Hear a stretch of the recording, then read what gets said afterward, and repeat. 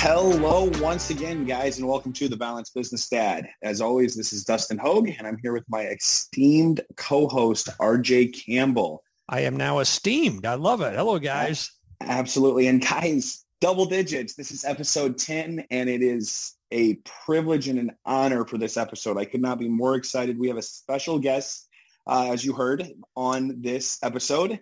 And it is Lieutenant Rich Campbell, or as the call sign, if I'm saying that name right, Dick Soup. Is that correct? That's correct. Awesome. Well, welcome, sir. Welcome, Soup. I love it. So Lieutenant Campbell here is a Navy fighter pilot. And then tell us where you're stationed at and tell us a little bit about all that. Yeah, currently in Virginia Beach. Stationed at Naval Air Station Oceana. It's the master jet base on the east wing of the United States. Been there and currently at VFA 83, the Rampagers. Been there for about a year and a half now. Been in Virginia Beach for about 3 years. It's been one of my best places to live so far. That's awesome. So a couple things just to see how cool this is. So first, your office is the master jet base. Did I hear that correctly?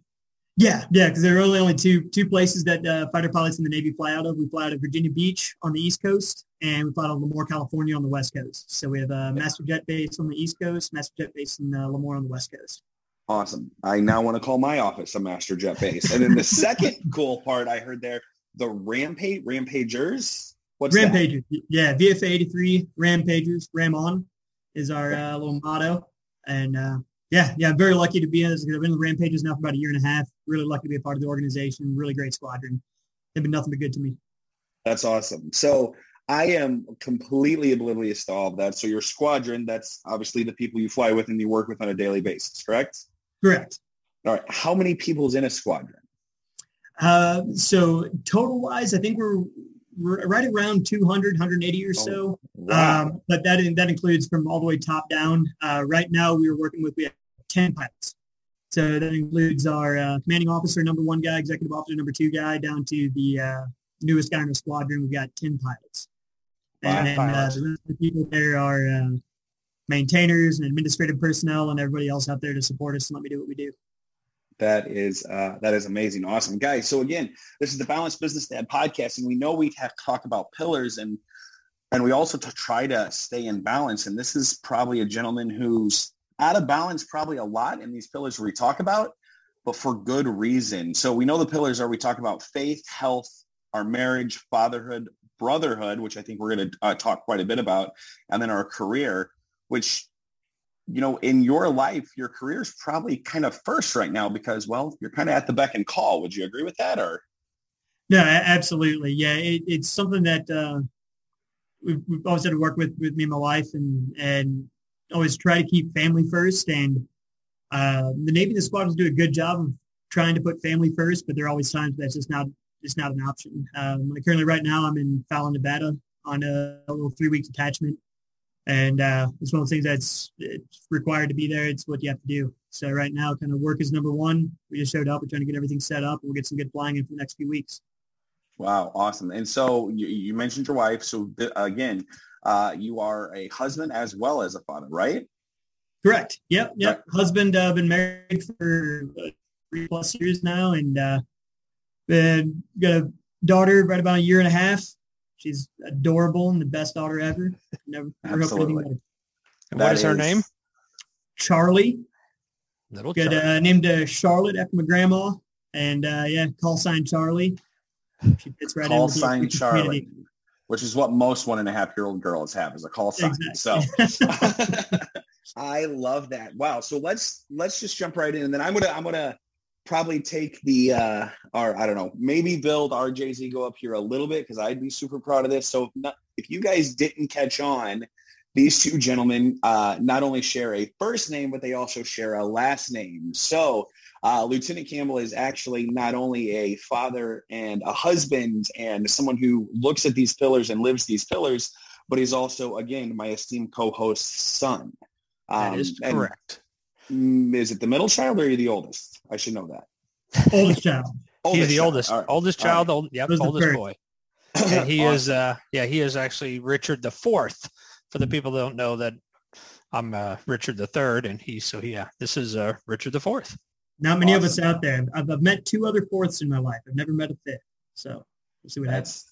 That's so awesome. The pressure is on him to have a son. Yeah. I'm just pointing that out. I mention that to him all the time.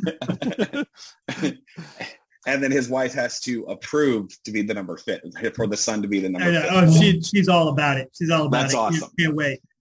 That's awesome. All right, so let's just jump right in. So, wow, your job, your career, that's a pretty stressful job, I could imagine. Again, right now Maverick 2's out, or Maverick's out on theaters, and everybody's hyped back up with the Top Gun craze. I mean, I was a kid of the 80s, so I still think that's one of the best movies ever made. And you live that on a daily basis. I'm assuming you're not, doing everything they do in the movie, but let's talk about, why did you pick this career like that?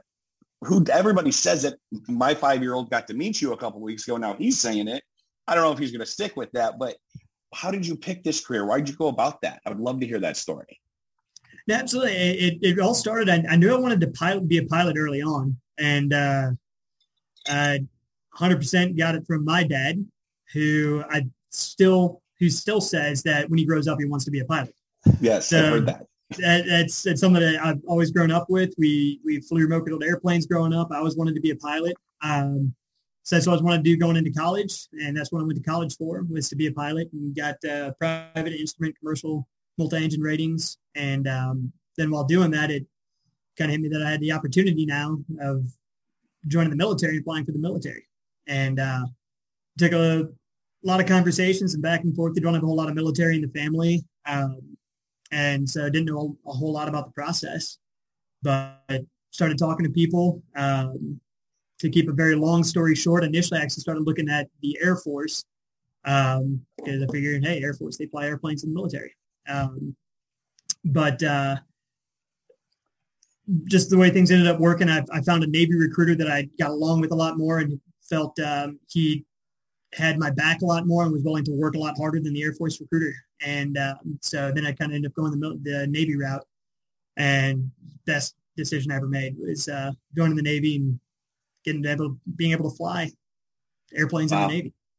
Wow. That is awesome. So dads, I want you to hear something that Lieutenant Campbell, or Richie, how I know him as, just said, that so much of him wanting to be a pilot came from his dad, RJ, who's not even a pilot. Not a pilot. No, just a plane. He's a drone pilot. I'm a drone pilot. That's right. I am a licensed drone pilot. But the programming, and I love that we can just go back and forth on all these pillars right here. The programming that we talked about in the fatherhood episode, right? We program our children, whether we know what we're doing or not, we're programming them to live a life that they're going to live, right? Because of their ideas, everything about them. And that influence made a huge impact on your life. And I'm sure RJ had no idea what he was doing when he was playing with your remote control airplanes, because it was a toy to him, and still is a toy to him. So that's amazing. So dads, I hope you heard just what the influence we can do just by playing with our kids, because that's awesome. Yeah, absolutely. Because it was never anything like, hey, this is something I wanted to do, you should do this. It was just, this is something I'm interested in. And then I got interested in it too. And so it was just so organic that way. It was perfect. So haven't we used this line on it? You guys have heard me say this before, that most of what our kids end up with is caught, not taught. So that's right. He literally just caught that, from me being into planes and being a plane geek. And then us flying remote control planes and things like that. But he just caught it. So that's the influence that we have on our kids by just what we do. Yeah, which that's amazing. So, I mean, let's go through these pillars, right? I mean, because there's a few things that even becoming and getting, is it selected to be a Navy fighter pilot? How does that work? Yeah, so it's a very long process. So first you have to be picked up for a pilot slot. And it can work a lot of different ways. The way I ended up joining the Navy was through Officer Candidate School, or OCS, which basically then I go through college like a normal person. I'm not involved with any ROTC unit. I don't have any contact with military folks while I'm there. But then after college is over and once I have my degree, then I basically go through a 12-week boot camp. that's designed for officers, and that's how you get commissioned to become an officer in the Navy. And so for me, I had to get picked up initially just with a pilot slot. And so I had to do just a little bit of extra testing ahead of time to test that I had the ability to be a pilot in the Navy. And then I went through OCS, knowing I had a pilot slot, left OCS, immediately started flight school. Wow. And then it just starts from the very basics of aviation pre-flight indoctrination, or API. And it's just all groundwork and classroom work and learning the physics of flying an airplane to learning the engineering of how an airplane works, and going everything from the mechanical side of the motor to the mechanical side of how the wings create lift. And wow, it was that's kind of where everybody starts. Everybody goes through the exact same training, and from that point, you actually hop in a jet. Or at this point, sorry, I did say propeller plane. That I went to Corpus Christi for, and spent about 9 months in Corpus Christi. And it's at that point you put your selection in. So everybody does this exact same training, no matter big or small, what you want, helicopters or big wing or jets or whatever. Everyone does the exact same training. You go and fly a turboprop T6 Texan 2 in either Corpus Christi or Whiting, Florida. And it's at the end of that you actually put a selection in. You put what your dream sheet is of what you want to fly. And so I put jets as my number one, and they kind of grade you the whole way through, and you have to have a certain grade to even qualify. And I was lucky enough that I had high enough grades, and then ended up getting selected jets out of Corpus Christi. So I knew from that point on, I got to go and continue my jet training from there through Meridian, Mississippi, where I was there for a couple of years, flying my first actual jet-propelled aircraft. And then from there, getting selected to fly the F-18, and been F-18 ever since. That's amazing. This humble young man made that sound like that was a pretty easy process. But I can remember the testing that you had to take before getting that jet slot. Now, this is where I'm supposed to ask questions, but I'm just talking out of memory. But I remember you taking those tests to get a jet slot, even before you went to OCS. And, pretty rigorous and a tough selection process. Well, thank goodness. Good point. That's good. It is. It's good. And what helped me is, and this is for everyone else out there that is either wanting to join it or has kids that want to join it, the biggest thing that I got from it was getting selected for officer candidate school is leadership. And so that's something that in college I was a part of organizations. I was a president of a aviation student government organization, and those are the things they're really looking for. It's, GPA, everyone can get a good GPA. It's the extracurriculars and looking for leadership potential. And so that was something I felt very confident going into it, because I had the wickets that I knew they were looking for. Awesome. So you went to college to be a pilot. What is that degree, I guess? Is that it? Yeah, it's a weird one. And it's really just the degree is called professional pilot. And so I went to University of Central Missouri out near Kansas City, and they have an entire 4-year degree program set up where you do your gen ed classes, and then you get into the classes you take are, again, revolving around aerodynamics and physics and engineering. And while you're doing that, you're also flying airplanes. So you'll go out and you'll start working on your private license, which is the first thing you get. They've got something like 26 aircraft out at that school, and it was starting flying Cessna 172s. So I got a bunch of hours flying a Cessna 172, got the private license. Then by like year 3, you're moving into working on instrument and commercial things. And so your classes change, focusing on things like that. The flights change, focusing on getting an instrument rating. And then from there on, getting commercial. And then not required, but I elected to get my multi-engine rating as well, so that I can fly multi-engine aircraft. And it was all just, really, it sets you up to fly in the airlines is what the career path is really designed for. Okay. It gets you the hours needed, and it gives you the ability to very easily come back and flight instruct at that same school. So that's really where the career path is designed for. However, whenever I started there, we got a new assistant dean of aviation who was a retired lieutenant colonel in the Air Force. And so he changed the curriculum a little bit to emphasize, and I recognize it now, very much in the military side of training.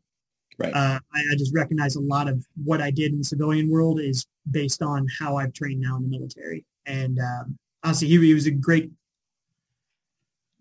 mentor of mine as I was going through, and kind of supported me and wrote me letters of recommendation into the Navy. And that's kind of what put me on the path in the military. Nice. So you graduated school, then went into the officer candidate school, if I'm getting all this correct. Is everybody that's wants to fly in the Navy has all that experience like you did, or not at all? And that was a big help for me coming in with that flight experience. Interesting. Maybe 5 to 10% of people actually come in with a private pilot's license. The rest they join the Navy and they get a pilot slot the same way, taking the same tests, and getting graded the same way. Then whenever they join the Navy, they'll start with that pilot slot, but they are starting from nothing. A lot of them have never even been in never flown an airplane. So it was a step that I got to skip, called initial flight school. Since I already had my license, I got to skip that part. But then they'll actually do an even earlier phase of training called initial flight school, or IFS. And they'll get into Cessna 172s, and they get something about 15 to 20 hours just learning how to fly a plane. So honestly, the majority of people come in with no background in aviation, just something they wanted to do. Wow. So that's crazy and awesome that you had that leg up. So, all right, we're going through school. We're flying Cessnas. Not that I've been in a Cessna, but I'm assuming it's a little bit different than an F-18. I could be wrong. Slightly different, yeah. Slightly different, slightly slower. Right. When you get into an F-18, I couldn't imagine the very first time, doing that. And what was that experience like your very first time? I mean, that had to be a trippy experience. It really did. So we flew, before I've gotten to the F-18, I flew the T-45, which is a jet aircraft, and that's what I flew in Meridian. And honestly, that was such a huge change, just flying from something propeller-driven to jet-propelled. It flies different. It's just a different world. The biggest difference that I got getting into the F-18 was the afterburner. That was the big difference going from T-45s to F-18 is taking off and actually feeling the afterburners light off. And that's just something that never gets old, is feeling that absolute kick in the pants whenever those ignite. I think these are, we got to believe these are all guys, well, it's almost men that are listening to this. You guys probably don't know what the afterburners are. And we see them at night in the back of the jet when that big flame flies out of there. And the amount of acceleration when the afterburner kicks in, like you said, never gets old. I wish I could experience that. Yeah, just talking about it, right? I mean, that's exciting. So there's so much with your career now that, bringing it back to the pillars that we focus on here, but that you just talked about, even just getting to where you are today, obviously the faith that you had to have, I'm assuming it's normal military where your health has to be pretty good. At least your mental health has to be pretty good. Your physical health has to be pretty good. So you're taking care of yourself while you have all this stress on you, right? So your mental stamina has to be huge then. Where did your wife come into play? What part of that story did you meet her and she come into play? So I met her in college and luckily dated for a couple of years prior to joining the Navy.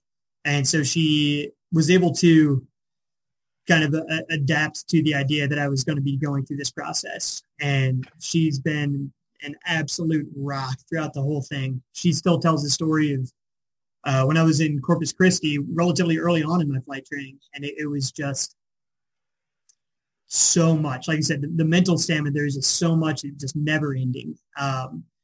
And she still remembers the day I came home and I thought I had a day off the next day. And so I was just so ready to spend that day studying. Never like a day off. Like I didn't have to fly, but I had a lot of work to do. And I was so ready to just be able to spend that day studying and get caught up because I felt like I was just being dragged down. And then the schedule came out and I was on duty all day. So I didn't end up having it. And she still tells the story of me just sitting on the couch, just like dumbfounded. And it was all on, she was able to kind of perk me back up and it's like, hey, we'll get through it as always. And, made me dinner and let me just kind of go off in my room so I could study that night. And so she's absolutely been a rock through this whole thing, especially on the hard days, keeping me level. Right. She's the perfect Navy wife. She really is. It sounds like it. And it sounds like she didn't know she was going to be a Navy wife. She did not. No, she had no desire to be a Navy wife until Wow. So that's awesome. And then the balance there, I mean, you thought what I heard there is I thought I had a day off, right? When I think of, hey, I have a day off and I haven't been able to spend that much time with my wife, I want to focus on that. But you couldn't even focus on that at that time because your day off, you wanted to focus on studying because that's what needed to get done at the time. Absolutely. Yeah, that's what I was behind on. It was, I knew I had other flights coming up that I just wasn't prepared for. And so I was looking forward to being able to have a day where I could just focus on nothing else but studying. And wow. A day off of work so you could spend the whole day working. So I could spend the day working. Right. Wow. And it sounds like she's an amazing person and an amazing supportive. So obviously thank you for her service because she does that as well, which is pretty amazing, right?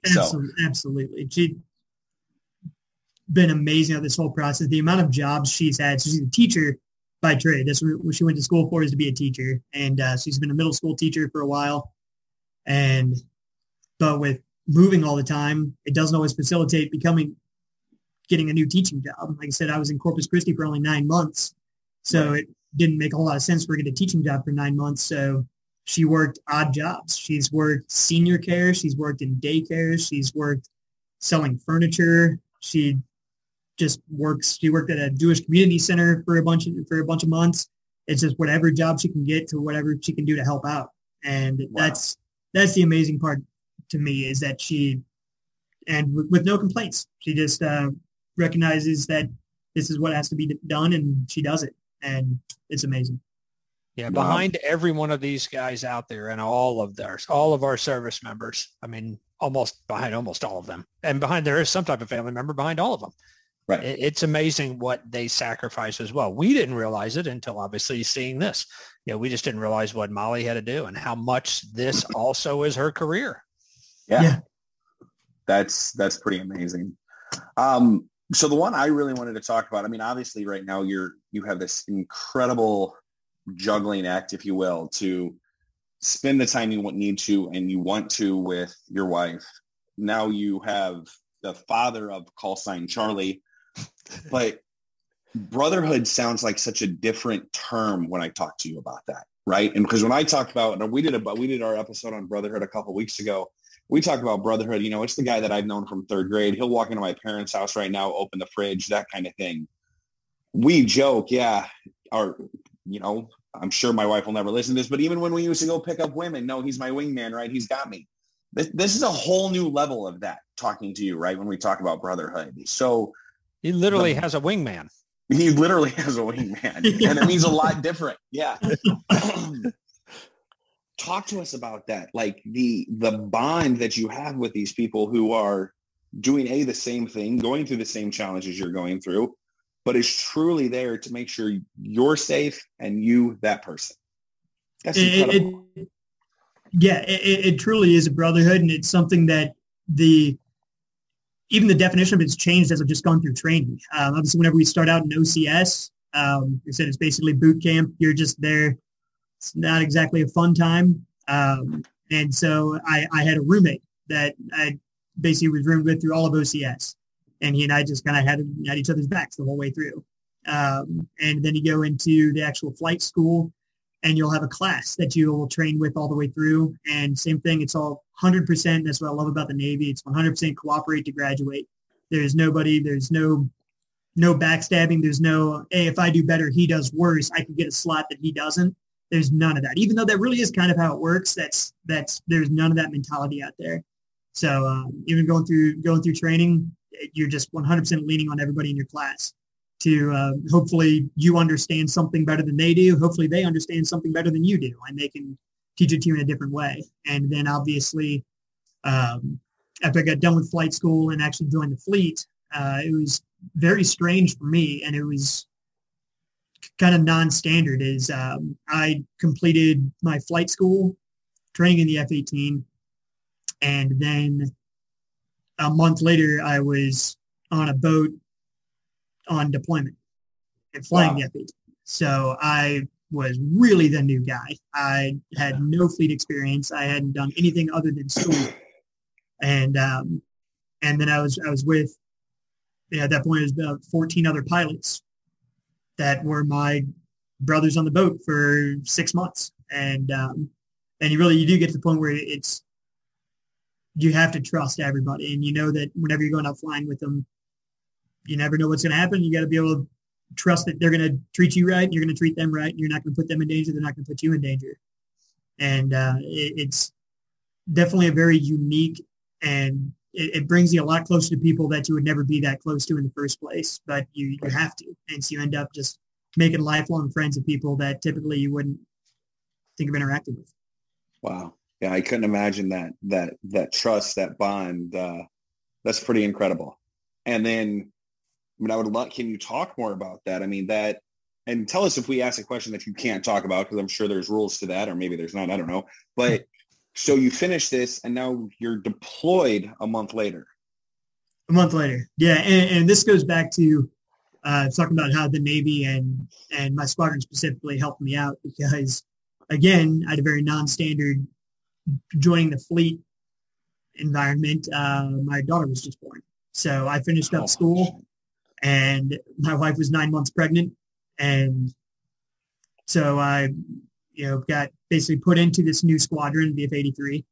And I was really supposed to start training with them. And this is in the heart of COVID, and they were getting ready for deployment. So they were supposed to spend a couple weeks in hotel rooms, basically quarantining before they go on the boat. And then they were going to spend a few weeks on the boat, basically preparing.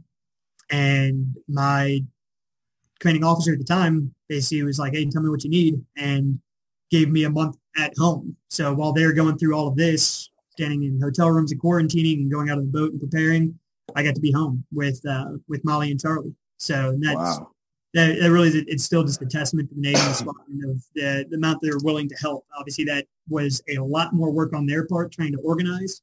It hurt them that, even though I was the new guy, so it really didn't hurt them too much that I wasn't there. But you carried something. It's one less pilot there that there could have been, and but they went through all that effort to help me out. But then it was, I think it was February 2nd. I ended up hopping on a plane in Oceana and flying to CVN 69 Dwight D. Eisenhower, and I landed off the coast of Jacksonville, and then I was gone for 6+ months on the Ike. So that was strange. Yeah, and by the way, he was supposed to deploy 5 days, right? I'm pretty sure it was 5 days after Charlie was born.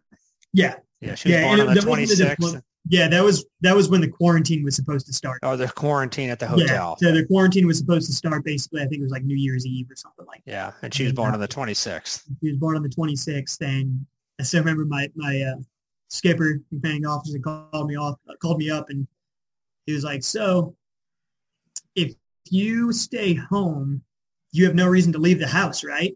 And I was like, oh, I just need to leave the house for groceries. He's like, no. If you stay home, you're not going to leave the house, right? And I was like, no, I won't leave the house. He's like, perfect. You're going to quarantine at home. And so that was his way of working with me. He's like, no, you're not going to leave the house. You're going to quarantine at home. Sounds good. Yeah. It made us feel pretty good about the Navy that they Absolutely. went out of their way like that to take care of him and let him stay in Virginia Beach after that, fly with a training squadron so he can stay current and still be in the jet, and then join him, 4 weeks later, which is a great testimony to that squadron that he's with and the command and that they let him. I mean, because imagine leaving your 5-day-old child. So see you in 6 months. Right. And I actually remember that all going on from RJ telling me that, because my son was born on December 26th as well. So I remember those stories now putting that all together. So, wow, pretty amazing. All right. So it's completely out of balance, right? I mean, you're in Nevada right now. What does your day look like? What does your everyday look like when you're not on a boat somewhere for 6 months? Do you have any balance now, or how does that work? It's slowly drifting out of balance. Okay. Whenever we first got back from deployment, we were in a phase called maintenance phase. Basically, they're recognizing that we just got done with a 6-month deployment and everything is relatively even keel and slow paced, only flying a couple times a week and just, allowing people to spend as much time with their family as they can. So I've spent the last year pretty much like that. And it does help. There obviously are parts of the job that you have to come first, but it's been easier to maintain balance and be able to spend almost every night at home. Yeah. And, be able to see Charlie almost every day. But now we're starting workups, which will basically be the next year until we deploy again next August. And that's whenever it makes it a lot harder to keep that balance. Like I said, I'll be in Fallon for the next few weeks. Then I'll be home for about a month, and then I'll go to Key West for a few weeks. So it's just kind of nonstop, home for a little bit, gone for a little bit from here on out. And it'll be tough to keep the balance for that point. And even when you're at home, are your days regular, like ours, like regular people, days longer? It ebbs and flows. There's some days, this past week I had a couple 12, 13-hour days. And then every now and then you get a day where, every now and then you get a day where you're not flying. So, hey, I can go to work for, 6 hours and get some work done and then go home. So it comes and goes, but it's tough not knowing that you're going to have a set schedule every day. And you kind of learn to get around it. Like I said, Molly just knows she won't really know what's going to happen until the day before, because that's when the schedule comes out. And then she knows that there are going to be a lot of days where I'll wake up before Charlie wakes up, and I'll come home after Charlie goes to sleep. And Molly's kind of got to take over at that point. But she does an amazing job with it. Yeah, it sounds like that. Wow, that's pretty incredible. So what's after the Navy? Have you even thought about that? Oh, I thought about it a lot. Have not made a decision yet. Okay. It's one of those where there's still a lot of time left for me. So I've got about 1.5 years left with the Rampagers. And then it's kind of up in the air what I do from that point. The goal would be to stay in Virginia Beach and be able to flight instruct in the F-18. But it's a tough job to get. So there are other options out there for me of things that I could do. But basically I've got about 5.5 years left commitment in the Navy. Okay. And it's Molly and I both really haven't made a decision on it yet. We're leaning towards probably getting out at that point and trying to get an airline job or a corporate flying job, whatever we can get, just to help with the home time and family time. But at that point, I'll also be 11 years in the Navy. So it's hard to throw that away whenever it's only 9 more years and I get retirement. So it's a tough decision to make. Absolutely. I haven't made it yet. Yeah. Well, understandable. That's real tough.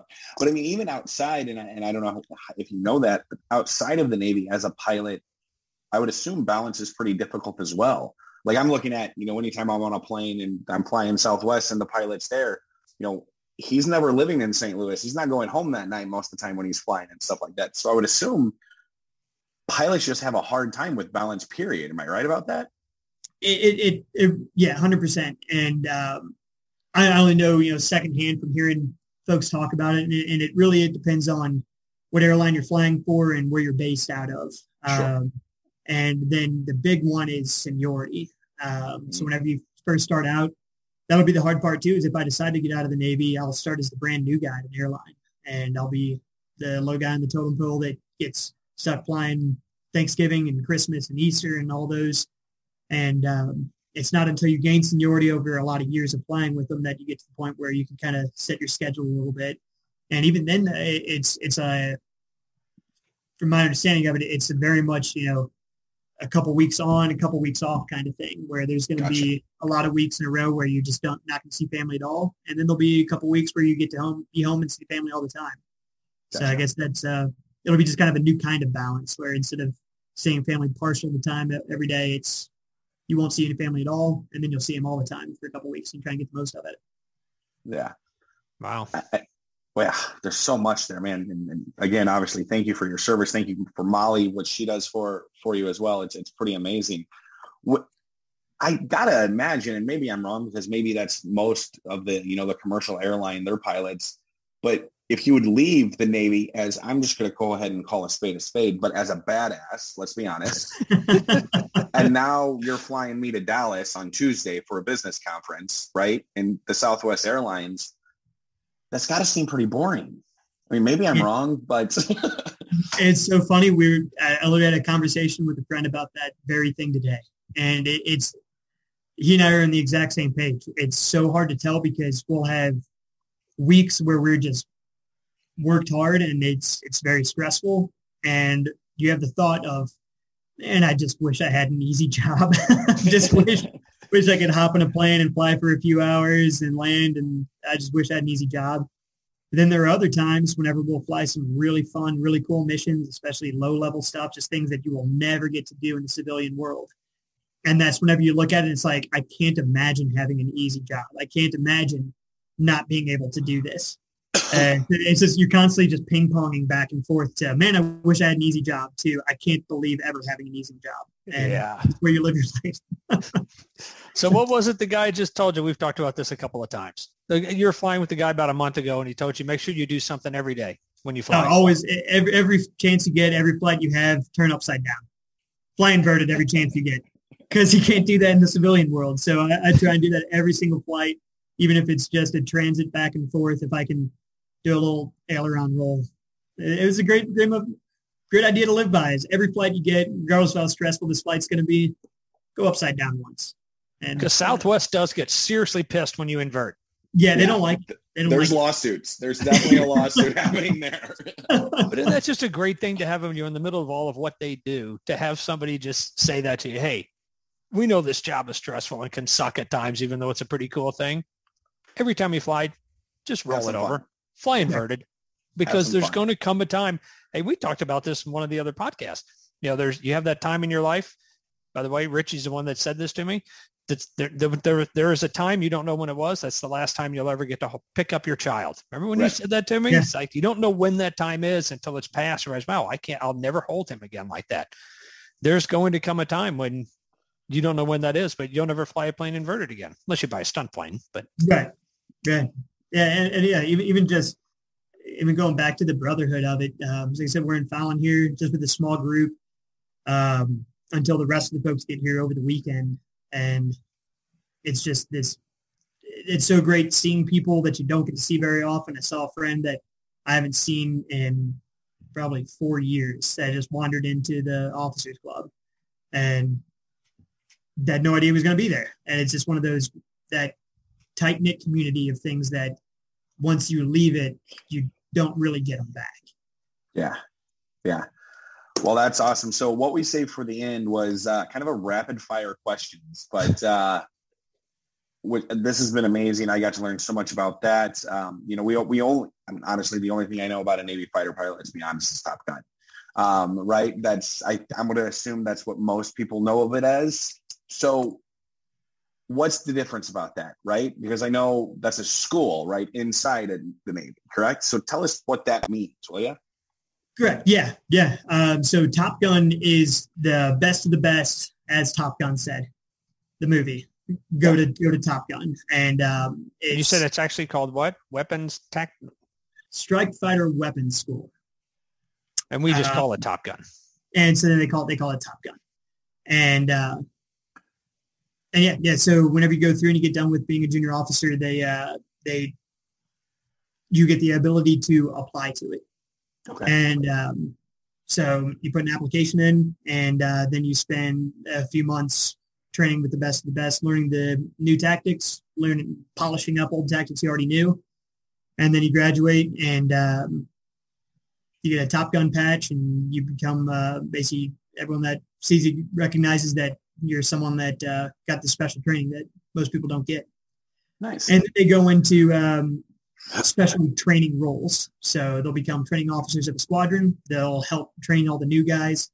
They'll, that's just kind of what the role that they fall into is now that they've been specially trained in certain things so they can help facilitate that training for everyone else. And so that in a nutshell, that's Top Gun. Awesome. That's pretty cool. Well, I think we are, first of all, are you ready for some rapid fire questions? What people who have always thought and seen the movie or know what a Navy fighter pilot is have wanted to ask, and we got a couple. So I'm going to let RJ shoot most of them, and then I have a couple that my 5-year-old wanted to ask you. So it should be fine. So RJ, take it away. All right. My first one, because we're on the topic of Top Gun. How realistic are the Top Gun movies? The most recent one was extremely realistic. Yeah, we'll go with the new one, Maverick. Yeah. Top Gun Maverick. They did a great job with it, especially because really, if you think about that movie, for anybody that's actually seen it that's listening, it's not about the Top Gun syllabus. Like the first Top Gun movie, they're going through the Top Gun syllabus, and that's not very realistic as to what it is. The new movie, they go out and they're trying to train for a mission, and the flying sequences in that movie were just fantastic. Actually getting all those cameras on actual F-18s, seeing the pilots and actors in the back going through, handling all the Gs, even watching it with all of my F-18 pilot friends, we loved Top Gun Maverick. They just did a great job showing what fighter pilot life is like. That's pretty cool. Yeah, absolutely. But speaking of the same thing, because we saw it on there, have you landed on a carrier? I've landed on a carrier. I've got something like 83 Ram-on carrier landings. And, about half of those at night. And it never ceases to be exciting. I've never landed on a carrier, especially at night, without a heart rate below 150. It's just a wild ride the entire time. With you got to be very precise with a lot of things that can go wrong, but it's a blast. I love carrier flying. I love that whole thing, just flying around, knowing that the only way you're landing from this flight is to catch a wire on the back of the carrier. And yeah, I love it. I love landing on the carrier, and I love even more launching off the carrier. Yeah, because that's being shot out of a gun. Yeah, it's being shot out of a gun. Yeah, it's like 0 to 200 in 2 seconds or something like that. You feel it, but it's fun every time. And that one's easy because you're just sitting back along for the ride. You're not actually doing anything. You're just waiting for the catapult to launch you. So that one's a blast. You're just waiting for them to hit the button and off you go. Yeah, you're waiting for the button push, and then you go. Awesome. All right, so maybe this is the same answer, but we have to ask. And by the way, we have to ask different people to give us some of these questions. What's the coolest thing you've done? Coolest thing I've done. Ooh, there are a couple. So I'm going to narrow it down to 2. So one of the coolest things that I've seen and been a part of doing is air-to-surface gun strafe at night. So shooting our 20-millimeter cannon out of the front of the plane at night. And it's wild in a couple of different ways. It's you're diving, you're 20 to 30 degrees nose low at 5,000 feet above the ground, diving at 450 knots. And then whenever you squeeze the trigger, it's at night, and when the gun goes off, it just blinds you because it's just a bunch of sparks and flames that shoot out of the gun. So you can't see anything at that point, and you're just kind of relying on training. It's just it's an absolutely wild experience, and there's some really cool videos out there. If you just look up like night strafing, it basically looks like Star Wars. The sparks are flying against the canopy, and it looks like Star Wars going into hyperdrive. So that's your normal night. You're flying 5,000 feet up. You're nose down 30 degrees, 500 miles an hour, diving towards the water, shooting off a gun, and you're now blind. Yeah. Cool. and so a lot of training goes into it. We've got a lot of safety backup features in the plane, so it's not like you're just completely disoriented. And you're blind to outside. You can still see all your instruments inside the plane. You just can't see the outside anymore. And so you do it a whole bunch in the daytime and simulate it at night without actually squeezing the gun. And so you just kind of learn you have about a second of squeezing the trigger, and then you release the trigger and climb away from the ground. So it's amazing and fun and a blast to do, but it doesn't feel that wild when you're doing it because you've done it a bunch before. Because it's cool. So what was the other thing? You said there were two. The other thing just happened a couple weeks ago, and I got to actually dogfight an F-22. And that was F-22 is just such a cool plane. It can do so many cool things. And to actually be able to get into a dogfight and watch an F-22 fly around and flop around with its thrust vectoring and try and actually see if I can shoot him down. It was a really, really cool experience and just so wild being, you're within 1,000 feet from the plane through most of the fight as you're just trying to turn around on each other, and seeing an F-22 that close pulling, that was a really cool experience, something I'll remember forever. So why is it so cool? Why the F-22? What makes it so cool? So the F-22, it's almost everyone's favorite plane. It's just such a unique, it's the world's first 5th generation fighter, utilizing stealth capability. It has the thrust vectoring. So if you've seen any of the videos, they can do just such wild things while they're flying it, because they can basically use it like a rocket ship and not an airplane, and basically just use thrust to make it do wild and crazy things. And so I've seen plenty of videos actually, just watching somebody with a camera, but they're also Air Force only, so we don't get to train with them very often. And whenever we do, it's in a lot of planes out there, large force exercise, where there'll be F-22s out there, but you're not really just up close and personal with them. But we got to work out some dogfight training, and where we actually just met up with F-22 guys that are stationed kind of nearby, and we just met up over the water and planned it out where we would go just meet up with kind of a random person I've never met before, never talked to before, and we just had, I'd hop on the radio and be like, "Hey, this is me." They're like, "All right, let's get ready," and then you just go and get to dogfight. And it was just, they obviously fly very differently than F-18. And it was just really cool to see it in person, up close, and try and fight them. Did you call him a pussy or something just to get him mad before it all starts? Or?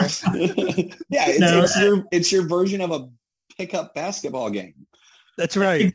Exactly. Yeah, you're going, and it's just some guy you don't know, and you're just like, "Hey, let's see who can win the fight." And and honestly, I think the best part about it was you won. The F-22. I wish I won. I will call. We fought 3 times, and one of them I'll say was neutral, where nobody won, and I'll take that as an absolute win on my part. Absolutely. But it was an absolute blast, and I think that was the best part of it. Was everyone loves the F-22. It's just such a cool and unique plane. There are not very many of them out there, and they're not making any more of them. So all the F-18 bros that are out there fighting were just, stars in their eyes for F-22s, just because it's a cool plane. But what I thought was so cool was how cool the F-22 guys were and how excited they were to fight F-18s. So it was one of those that kind of, like I said, they're Air Force, we're Navy. We don't really get to work with them very often, but they were just as excited flying around with us as we were flying around with them. And it was just kind of a great bonding. Again, bringing it back to Brotherhood. Now we're just expanding that Brotherhood from just being in the Navy to now being in the military and being pilots from Navy and Air Force. You all think the same. You all want the same thing. And it's just a really cool experience. Wow, that's pretty awesome. Cool. It's awesome. All right. Now I was going to ask that. What's the scariest thing you've done? Scariest thing I've done. So landing on the carrier at night, that never ceases to be scary. But it's a controlled scary. So you kind of know what you're getting into. The most scared I think I've been was I went just slightly, I had spatial disorientation while I was flying at night. And without going into many details, I basically didn't know kind of up from down, down from up, left from right. And it was at night, and I was using night vision goggles. And basically, I thought I was kind of pulling up towards the horizon, but I was just pulling kind of around in a circle in a spiral going straight towards the ground. And so I was expecting to lose like 5,000 feet of altitude, and I ended up losing 25,000 feet of altitude because I just wasn't expecting it. And I looked at it, I started it from way high up, so I still recovered 15,000 feet above the ground, but it was unexpected, and it just reinforced that it's a dangerous thing. And just the slightest, I just basically stopped paying attention for just a moment, doing something that was very easy. It was, so I didn't really feel like I needed to focus on exactly what I was doing. It was a pretty benign maneuver that I just got disoriented with. So that was probably the scariest, just because it reinforced that it's a very dangerous thing, and dangerous things can happen. It's a dangerous profession, and dangerous things can happen. All right, here's a fun question. We had a few people ask this one. How do you pee on a long flight? So it's much easier for guys than gals, luckily. We have a bag, and so it's called a piss bag, and we it's filled with kind of like really absorbent silica pellets, and it's got a little hole in one end, and luckily our plane is autopilot, so you just turn on the autopilot, you safe up the ejection seat, because what you're working with down there is right next to the ejection handle, and you don't want to accidentally touch that one. So you safe up the ejection seat, and then you just pee into the little hole in the bag. Wow.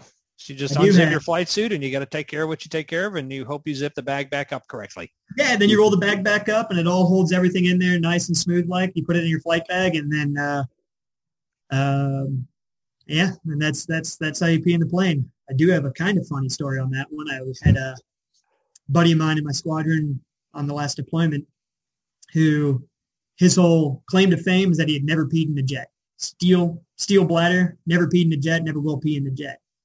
And he went on a combat mission that was like 8 hours long. And since he never peed in the jet, he didn't bring any pee bags with him. And he got about 2/3 of the way through the combat flight, and he was like, I have to pee. So he MacGyvered a pee bag out of some paper that he just shredded up, and he found a empty kind of index card holder. If you can think of like the plastic sleeves that like index cards go in. This is just kind of like an oversized one that we use on our knee boards. And he basically filled this little index card holder with crumpled up pieces of paper, and he peed into that. And he said not a drop was spilled. Everything was perfect. And so he MacGyvered it and made it work. He MacGyvered a pee bag. Yeah, made it happen. Oh, that's funny. Dustin, yeah, I mean, I have more of them, but we could just go on these. No, just for the sake of time, I got a couple. So my 5-year-old son, who I'll just tell the story. Richie came into St. Louis a couple weeks ago, and I was honored to get to watch him land with my 5-year-old son, and it's such an amazing experience. And Brody talks about that almost on a daily basis. So still so grateful for that. But Brody wants to know if you can have snacks in it. Oh yeah. Snacks are great. They're encouraged. In fact, there's even special ways to make. So snacks are very important.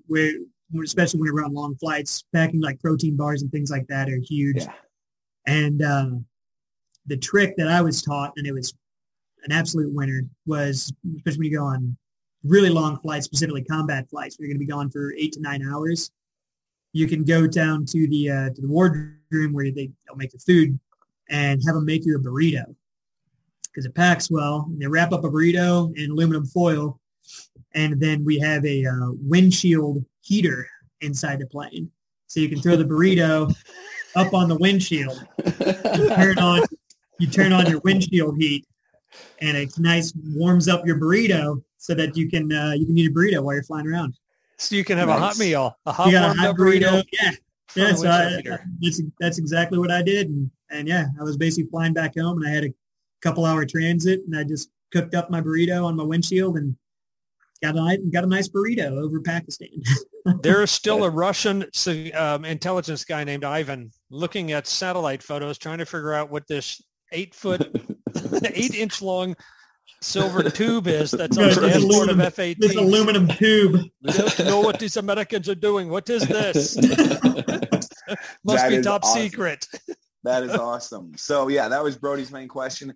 Then you got to ask, right? So Have you, done any of the fast flyovers through the towers, dated an admiral's daughter? What kind of trouble you got into? Do you know Penny Benjamin?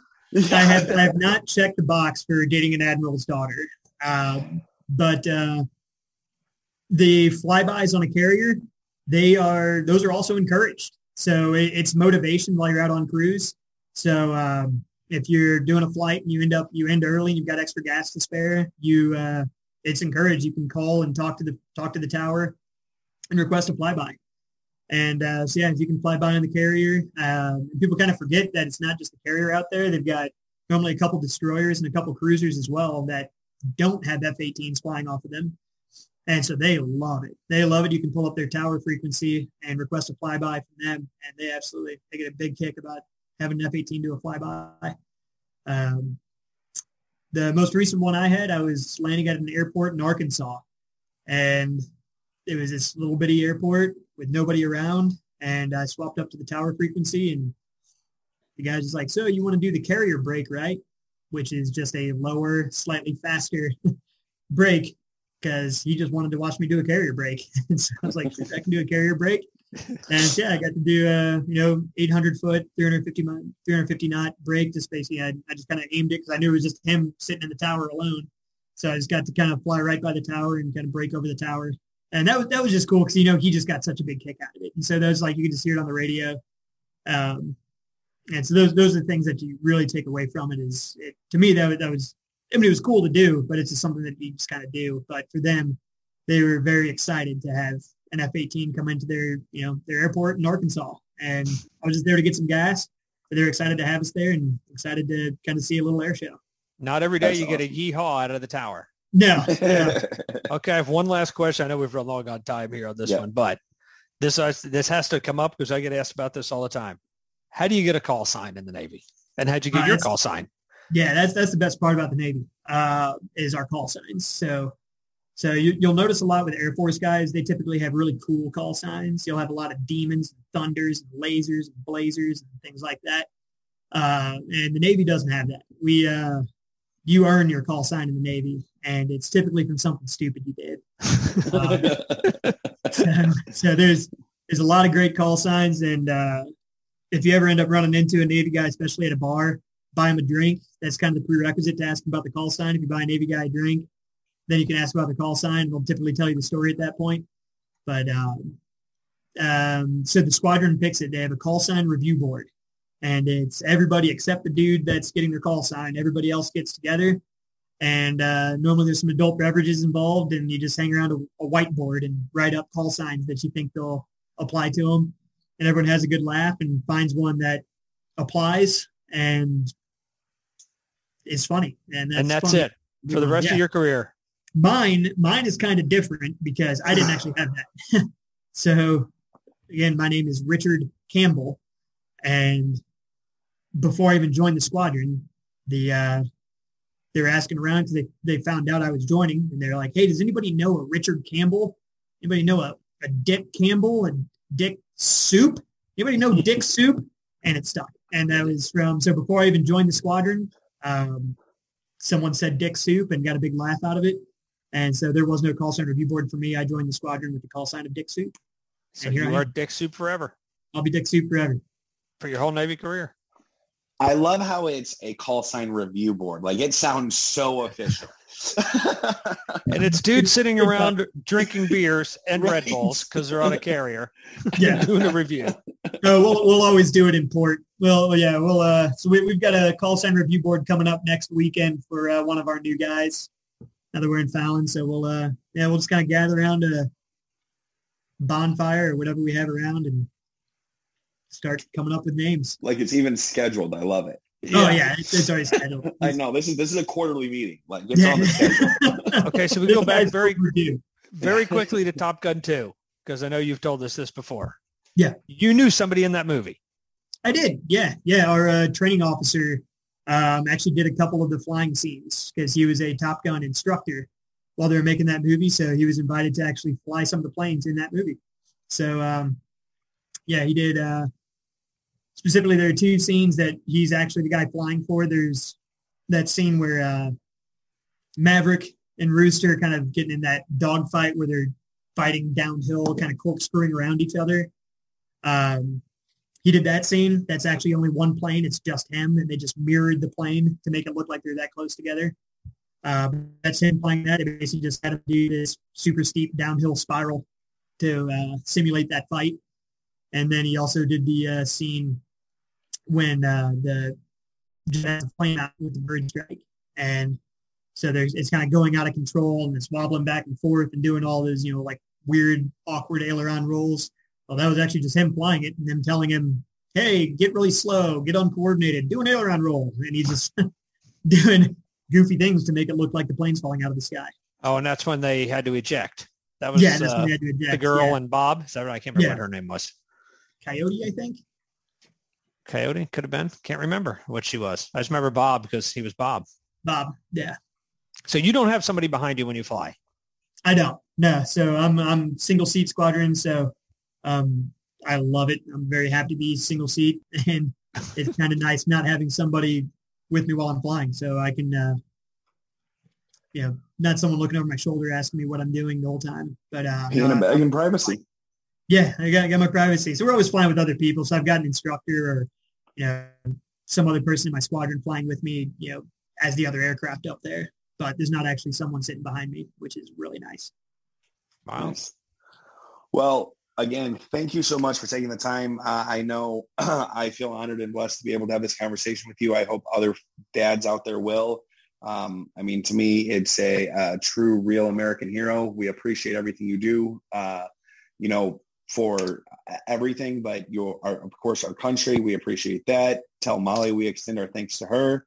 My prayers are always with you guys, and as well as call sign Charlie. I love it. So it truly is my pleasure. Thank you so much for having me on here.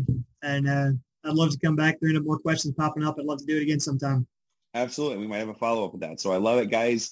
RJ will tell you where to find us if you guys want to keep the conversation going, or if you have any questions we didn't answer, I'm sure RJ can get those answers for us. So, and as always, they'll be in the show notes, as they always are. But guys, if you want to continue this conversation, anything for Dustin and I, the easiest place is on our Facebook page. So that's facebook.com/thebbdad.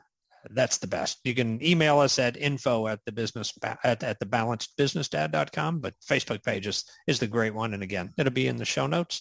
And of course, as we always say, we want to build this movement, get more dads to find out about this podcast, and hopefully learn something, here, and just continue these conversations. So download, rate, review, share, let other guys know about this, because it's a fun conversation every 2 weeks. Yep, absolutely, guys. Thank you, and make sure you stay balanced out there. We appreciate it.